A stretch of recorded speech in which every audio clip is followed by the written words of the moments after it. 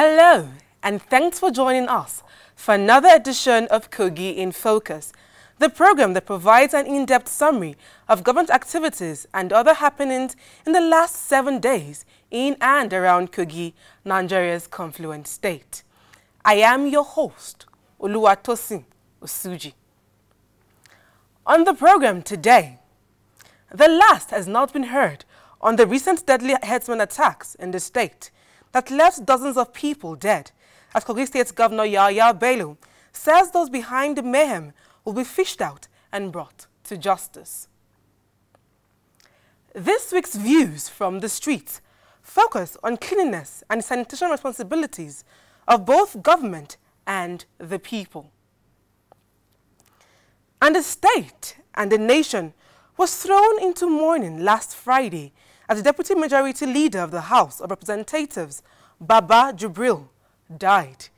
His death has been described as the creation of a vacuum difficult to fill. So, once again, there's plenty to look forward to on the program. I'll be back in a moment.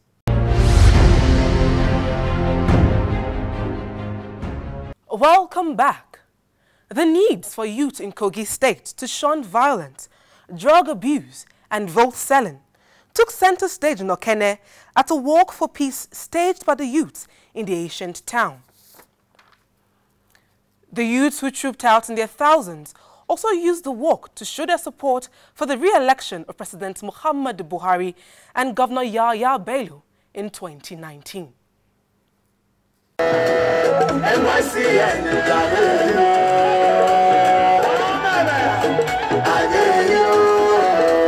Youths across the 5 local government areas of the Kogi Central Senatorial District converged on the city of Okene to work for peace, kick against drug abuse, and support President Muhammadu Buhari and Governor Yahaya Bello come 2019. I'm preaching peace. We should be brother keeper, we should love ourselves, we should equally support the government, and we should equally come out to collect our PVC. This one is very important, because by 2019, the kind of vote that will come from Central is going to be marvelous, I can assure you that. I have to tell my people is to buckle up and to support the government of PMB, because we have never had it this way. We have always emphasized the need for engagement of youth on governance. And His Excellency has demonstrated this by way of empowering the youth. Just recently, over 3,000 youths were engaged through empowerment skills. So by 2019, that's why you see the governor's commitment, trying to make sure that when youths are properly engaged, issue of thuggery, violence during the election will be a thing of the past. They urged their fellow youths to obtain and use their PVCs to vote the right candidates into power. We are here to sensitize with our people, that we are here to preach unity and progress among ourselves. I mean youth, whenever I mean ourselves, so I mean youth in particular. I believe GYB have set the space for the youth to take their rightful place. As they say, youth are the decision maker of any society. If the youth are in charge, I believe the youth should support that youth in order to make our state a better one. We've taken it upon ourselves to go via schools across Central Senatorial District to make sure that we tell them the do's and don'ts, to give them a first-hand orientation as regards, more especially drug abuse. Drug abuse, drug intakes influence, makes you exhibit that unnecessary character in you. And as such, we all know that peace is very, very tantamount to societal development. Top government officials and local government administrators present advised youth to shun acts capable of causing violence and disharmony in the state. Yeah, it's to encourage the youth and for them to aspire like PMB and GYB, and they should say no to drugs. That's the essence of our gathering here today. As election come close, we need to realize that we are tools for national development, sustainable national development. We should not be used as tools in the hands of politicians who do not mean well for the society. Youth forms the major percentage of electorates that decide the fate of any leader, being it community, local government, state government, or federal government. So we are here today to sensitize our people the need to return Governor Yahaya Bello and President Muhammadu Buhari come 2019. The work was peaceful and incident-free.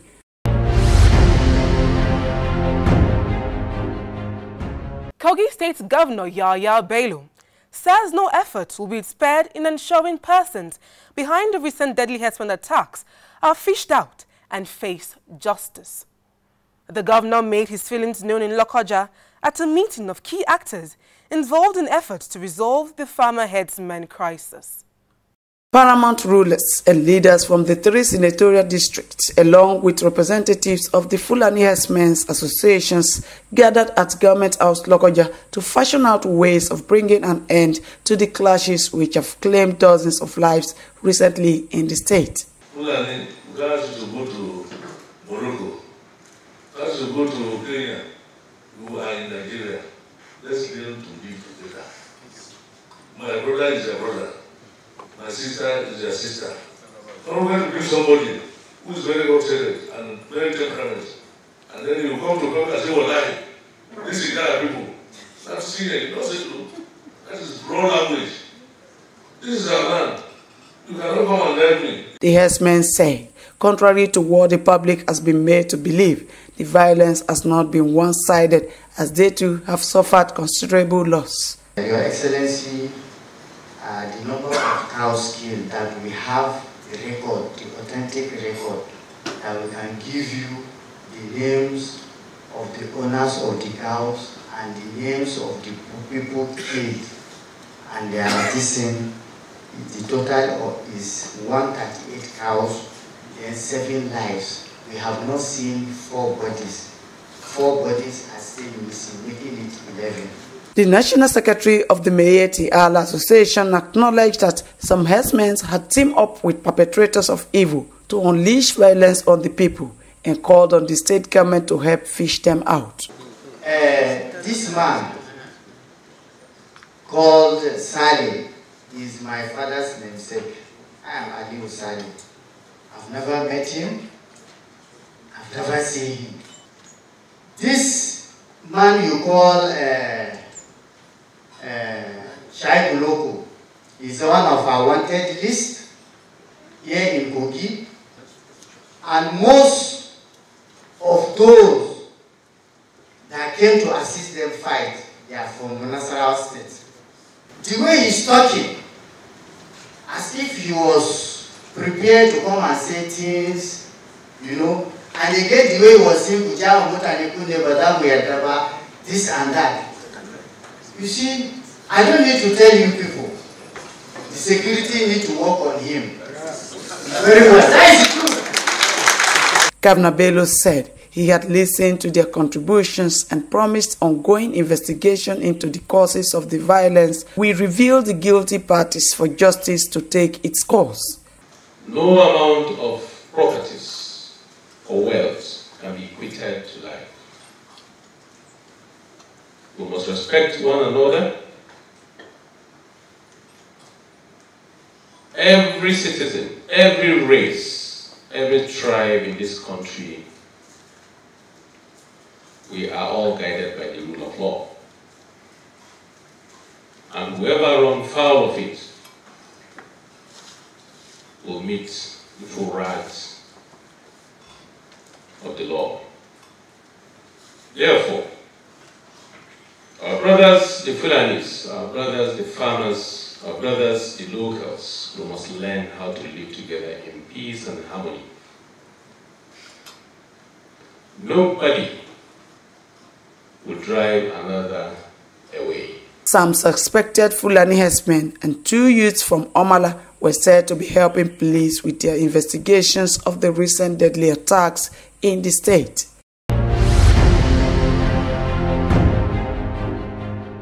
The dangers associated with child labor were brought under the spotlight at a 2 desensitization workshop in Lokoja, organized by the Federal Ministry of Labor and Employment. Speakers at the event, while calling for a stronger enforcement of child rights, also called on Nigerians to speak up and speak out against all forms of child abuse. The Ministry and the Network Against Child Trafficking, Abuse and Labor say the workshop is aimed at promoting calls for stringent legislation to not only discourage child labor, but to completely exterminate, also get rid of other forms of abuse. Well, I will tell you, poverty is one of the factors. and level of crisis in the nation is another factor. And this child labor it extends to areas you cannot imagine. A child selling granola during school hours, child labor, and so many other things. We have so many high-power ministry staff that are having children in their homes. They don't go to school, but they take care of the home. They do everything. They don't just do anything. But the worst of it all, that they don't care for them. They don't treat them like human beings. Nigerians were encouraged to speak out whenever cases of child labor and abuse are suspected or noticed. Various stakeholders have been doing something, but with this reporting template, we'll be able to now evaluate, monitor, and be able to speak authoritatively, even as a ministry, on the subject of child labor in Nigeria. Any work at all that will not allow a child to enjoy recreation is child labor. So we know children go to school, by the time they come back, they're especially to play with their friends, relax, and have a time of their own, and then you actually engage them in other chores at home. We do not say house chores actually is wrong, no. But any of this type of work that will affect a child's health, education, morals, is actually child labor. The chairman of the Kogi State chapter of the Nigerian Labour Congress described the workshop as timely and said legislation to protect the rights of the Nigerian child was long overdue. And we think if it continues this way, it goes down a long way to push down the drain the real purpose of ensuring that the Child Rights Act is being implemented in most of the states of the Federation and followed vividly so that child labor can be eliminated completely. The workshop also placed responsibility for the protection of the child on parents and guardians, as participants were unanimous on the fact that when things do go wrong, it starts from the home.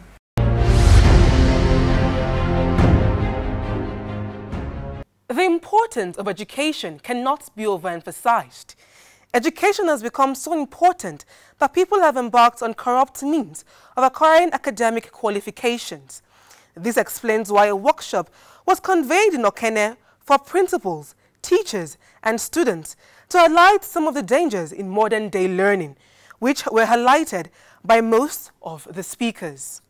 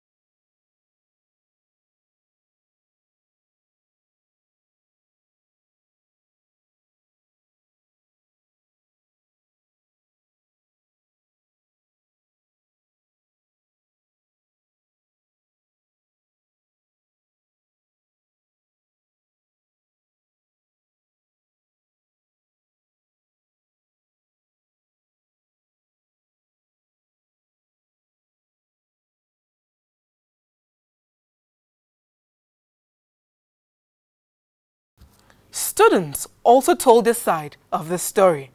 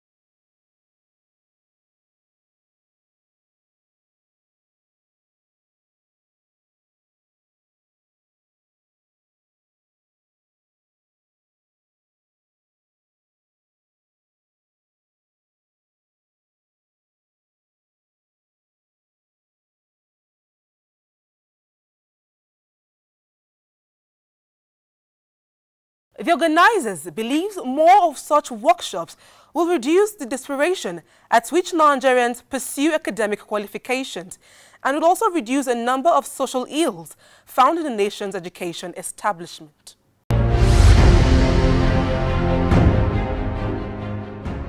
Kogi State's agricultural potential has never been in doubt. Moves to translate this potential into concrete gains were taken during the week at Osara in Kogi Central, where the Green Farm Initiative was launched. It is an Israeli-style farming technique which will improve on the growing and harvesting of vegetables. The representative of the Ministry of Agriculture says this marks the beginning of an agricultural revolution. We have gone around the greenhouse itself.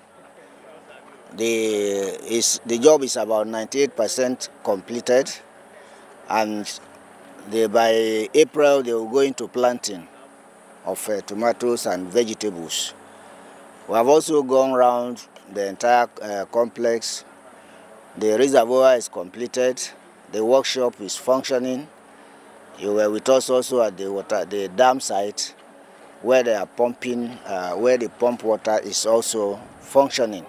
We are calling it a revolution because very soon, when they start full production, instead of people trooping to Kano and other places to buy tomato, vegetable, and what have you, Kogi will be the market for everybody.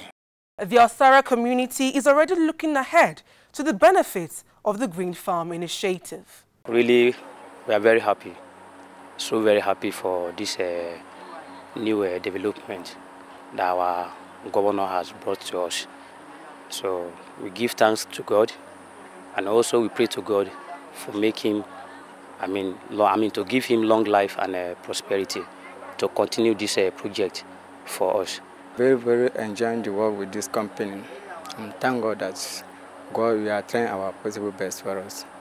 So, and since we brought this company, before we are still not doing nothing, but since they brought this company, we even see where to get some money to feed our family also.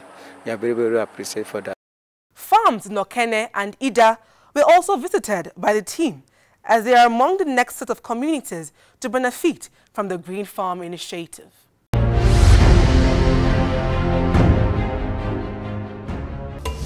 Nigeria's confluent state, the country's melting pot, where almost anything and everything can happen. From the governor to the farmer, from politics to entertainment, from the economy to sports and tourism. We've got you covered on these and a whole lot more on Kogi in Focus. Kogi in Focus, a weekly review of development in and around Kogi State. Stay abreast with what you need to know on Kogi in Focus. Kogi in Focus, reaching everywhere, informing everybody.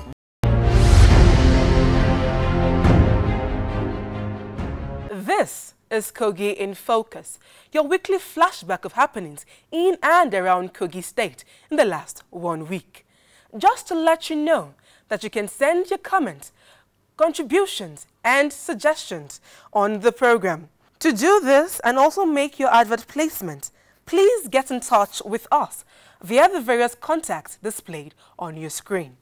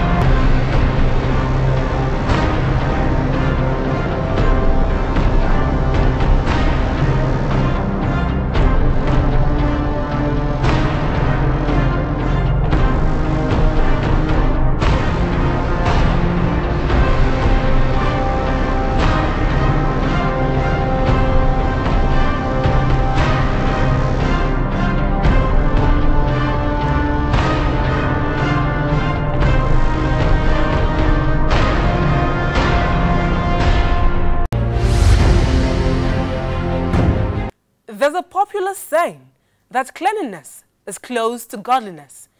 If that saying is anything to go by, then a lot of us cannot be said to be godly, as there's evidence abound across Nigeria of a clean habit both within and outside our homes. Government at different levels has tried to make a difference through various interventions with limited success. We took the issue of cleanliness and sanitation to the people. Let's hear what they have to say on this week's Views from the Streets. All the street of Lokoja before, it was in a state of mess. And I can say Kogi is among the dirtiest states in Nigeria. But today, you go almost all the major streets and some other corners. You discover that everywhere very clean. Your environment clean.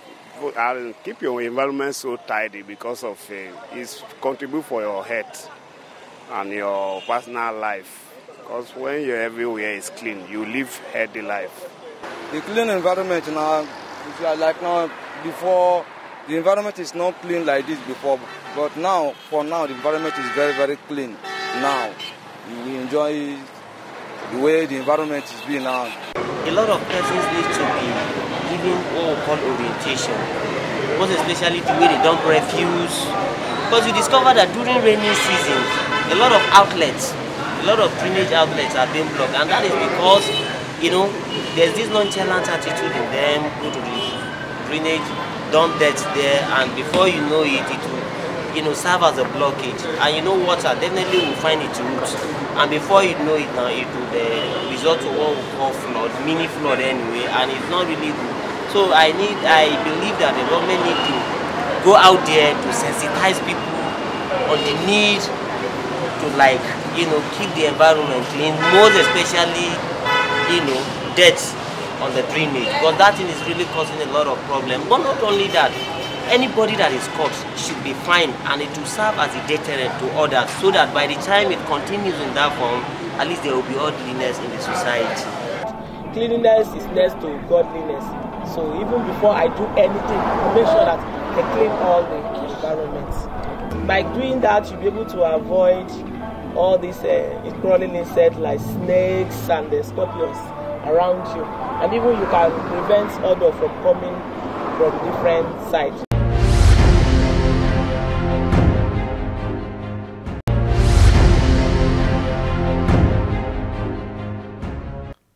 Kogi State was thrown into mourning towards the end of last week as Deputy Majority Leader of the House of Representatives, Baba Jubril, died in the early hours of Friday in an Abuja hospital.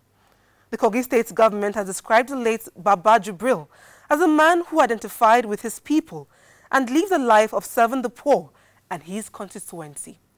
The state's Deputy Governor, Simon Achuba, other top government officials present at the burial on Friday in Lokoja urged leaders to emulate his good works. The Speaker of the House of Representatives, Yakubu Dogara, described his late colleague, who has created a vacuum that will be difficult to fill. It's unfortunate it's happened for us in the House of Representatives. We've not just lost a leader, but we have lost a brother, one of those voices of reason on the floors of the House of Representatives, an accomplished legislator par excellence, and for me personally, a die-hard supporter. And I can assure you that we'll sorely miss him. The Speaker of the State House of Assembly, Matthew Kolawole, said his death is a big loss to the people of Kogi and to Nigeria at large. Sincerely speaking, Buba Jubril is one man I know to be very hardworking, loving.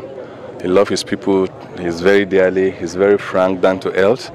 He's one man I respect so much because of his way he has contributed immensely to the development of Nigeria. This is a great loss to Nigeria in entirety, and it's at the same time a very big loss to us in Kogi State. Baba Jubril was before his death a deputy minority leader of the Federal House of Representatives. He was first elected into the State House of Representatives in 2003-2007. In 2015, he contested and won election as a member of the Federal House of Representatives.